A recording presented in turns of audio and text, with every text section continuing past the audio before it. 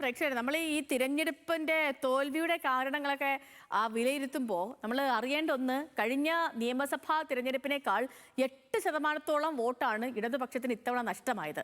UDFന്റെ vote 7% ഉയർന്നിട്ടുമുണ്ട്. BJPയുടെ വോട്ടോ 1.65% വർദ്ധിച്ചു. ഈ vote വിഹിതങ്ങളുടെ വിശകലനങ്ങളുമായി നമുക്കിപ്പം ആസിഫ് മുഹമ്മദ് ചേരുന്നുണ്ട്. Asif, good morning. അതായത് പാർട്ടി കോട്ടകൾ ഒന്നാകെ തകർന്നു പോയ ഒരു തിരഞ്ഞെടുപ്പാണ് ഇടതു മുന്നണിക്ക് നേരിടേണ്ടി വന്നത്. അങ്ങനെ ഒരു വലിയ വിജയം, അതായത് പാർട്ടി കോട്ടകളിലടക്കം നേട്ടമുണ്ടാക്കാൻ കഴിഞ്ഞൊരു വിജയമാണ് UDFനെ സംബന്ധിച്ചും. ഒപ്പം BJPക്ക് ചരിത്രത്തിലാദ്യമായി 3 സീറ്റിൽ താമര വിരിയിക്കാൻ കഴിഞ്ഞു എന്നുള്ളതുമുണ്ട്. അപ്പം ഈ പറഞ്ഞതുപോലെ തന്നെ വോട്ട് വിഹിതത്തിന്റെ വിശകലനങ്ങൾ എങ്ങനെയാണ് ആസിഫ്?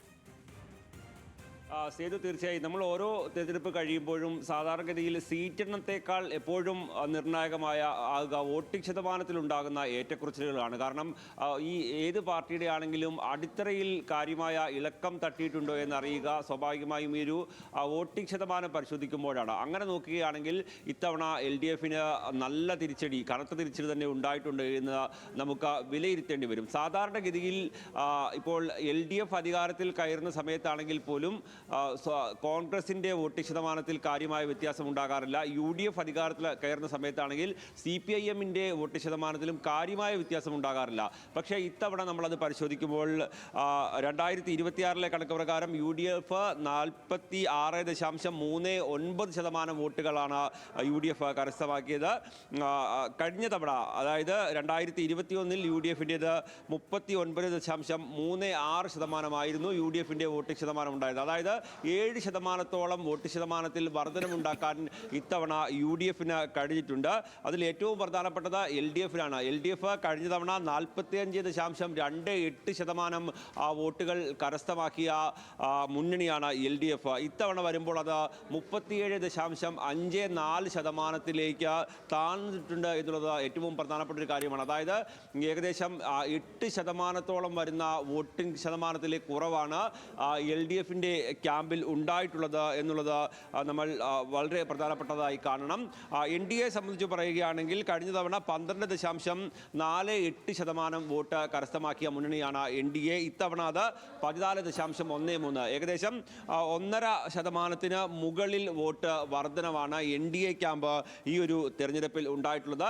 ഇനി നമ്മൾ നോക്കേണ്ടത് CPM, അതുപോലെ തന്നെ കോൺഗ്രസ് അടക്കമുള്ള രാഷ്ട്രീയ പാർട്ടികളുടെ ഒരു ശതമാന കണക്കാണ്. കാരണം എപ്പോഴും നേരത്തെ പറഞ്ഞതുപോലെ മുന്നണികൾ അധികാരത്തിലേക്ക് മാറി വരുമ്പോഴും ഈ പാർട്ടികളുടെ വോട്ട് ശതമാനത്തിൽ കാര്യമായ ഇടിവ് ഉണ്ടാകാറില്ല. പക്ഷേ ഇത്തവണ അല്ല സാഹചര്യം എന്നതുകൂടി നമ്മൾ പരിശോധിക്കേണ്ടി വരും. CPIMന് 2021 25.5% വോട്ടാണ് ഉണ്ടായിരുന്നതെങ്കിൽ ഇത്തവണ അത് 21.77% കുറയുന്നതിലേക്ക് കാര്യങ്ങൾ എത്തിയിട്ടുണ്ട്. കോൺഗ്രസിൻ്റേത് 25.2% നിന്ന് 28.79% ഉയർന്നു. ഏകദേശം ഒരു 3% അടുത്തുള്ള വർധനയാണ് കോൺഗ്രസിന് മാത്രം ഇത്തവണ വർധനവ് ഉണ്ടായിട്ടുള്ളത്. അതുപോലെ തന്നെ നമ്മൾ നോക്കേണ്ടത് മറ്റൊരു പ്രധാനപ്പെട്ട പാർട്ടി എന്ന് പറഞ്ഞാൽ ലീഗാണ്. ലീഗിൻ്റെ വോട്ടിംഗ് ശതമാനത്തിൽ കഴിഞ്ഞ തവണ 8.3% ആയിരുന്നുവെങ്കിൽ ഇത്തവണ 11.01% ലീഗിൻ്റെ വോട്ട് വർദ്ധിച്ചിട്ടുണ്ട്. കാര്യമായ ഒരു വർധനവ്, അതായത് നമ്മൾ നോക്കുകയാണെങ്കിൽ ഏകദേശം 2% മുകളിൽ വർധനവ്, 3% അടുത്തുള്ള വർധനവാണ് ലീഗിൻ്റെ വോട്ട് ശതമാനത്തിൽ ഉണ്ടായിട്ടുള്ളത് എന്നുള്ളതാണ് ഒരു പ്രധാനപ്പെട്ട ഒരു കാര്യം. മറ്റൊന്ന്, കേരള കോൺഗ്രസിൻ്റെ വോട്ട് ശതമാനം പരിശോധിക്കുമ്പോൾ ഇത്തവണ കേരള കോൺഗ്രസ് ജോസഫ് വിഭാഗം, അല്ലെങ്കിൽ ഇപ്പോൾ കേരള കോൺഗ്രസ് എന്ന് മാത്രം അറിയപ്പെടുന്ന വിഭാഗം 2.43% വോട്ട് നേടി. പക്ഷേ ഒരൊറ്റ സീറ്റ് പോലും നേടിയിട്ടില്ല എങ്കിലും കേരള കോൺഗ്രസ് M 2.60% വോട്ടുകൾ നേടിയിട്ടുണ്ട് എന്നുള്ളതാണ് ഏറ്റവും പ്രധാനപ്പെട്ടത്. അതായത് ഇത്രത്തോളം സീറ്റ് നേടിയ ജോസഫ് ഗ്രൂപ്പിനേക്കാൾ നേരിയ വോട്ടിംഗ് ശതമാനത്തിലുള്ള വർധനവ് സ്വാഭാവികമായും കേരള കോൺഗ്രസ് എമ്മിനുണ്ട്. മാത്രമല്ല അത് കൂടുതൽ സീറ്റുകളിൽ മത്സരിച്ചിട്ടുണ്ട്. CPMൻ്റെയും CPIയുടെയും അടക്കമുള്ള വോട്ടുകളെല്ലാം സമാഹരിച്ചുകൊണ്ടുള്ളൊരു കണക്കാണല്ലോ വരിക, മുന്നണി മൊത്തത്തിൽ സമാഹരിച്ച്. അപ്പോൾ ആ രീതിയിൽ നോക്കുകയാണെങ്കിൽ 2.60% വോട്ടുകൾ ഒരൊറ്റ സീറ്റുകളിൽ പോലും നേടിയിട്ടില്ലെങ്കിലും കേരള കോൺഗ്രസ് എം ഉണ്ടായിട്ടുണ്ട്. മറ്റ് പാർട്ടികളൊന്നും കാര്യമായിട്ടുള്ള ശതമാനക്കണക്കിൽ 1% താഴെയുള്ള വോട്ടുകൾ നിലയാണ്. RSPയുടേത് മാത്രമാണ് 1.21% വോട്ടുകൾ RSP നേടിയിലേക്ക് കാര്യങ്ങൾ എത്തിയിട്ടുണ്ട്. മറ്റൊന്ന് CPI ആണ്. CPIയുടെ കഴിഞ്ഞ തവണത്തെ വോട്ട് ശതമാനം എന്ന് പറഞ്ഞാൽ 7.6% വോട്ടുകളാണ് CPI കരസ്ഥമാക്കിയത്. ഇത്തവണ അത് 6.64%. ഒരു ശതമാനത്തിൽ പോലും കുറവ് CPIയുടെ വോട്ടിംഗ് ശതമാനത്തിൽ, അതായത് വോട്ട് വിഹിതത്തിൽ ഉണ്ടായിട്ടില്ല എന്നുള്ളതാണ് നമ്മൾ ഇതുമായി ബന്ധപ്പെട്ടുള്ള കണക്കുകൾ പരിശോധിക്കുമ്പോൾ മനസ്സിലാക്കാൻ കഴിയുന്നത്. വലിയ നേട്ടമുണ്ടാക്കിയ പാർട്ടി എന്ന് പറയുന്നത് ഒന്ന് ലീഗാണ്, മറ്റത് കോൺഗ്രസ് ആണ്, മറ്റൊന്ന് BJP ആണ് എന്ന് നമ്മൾ എടുത്തു പറയേണ്ടി വരും.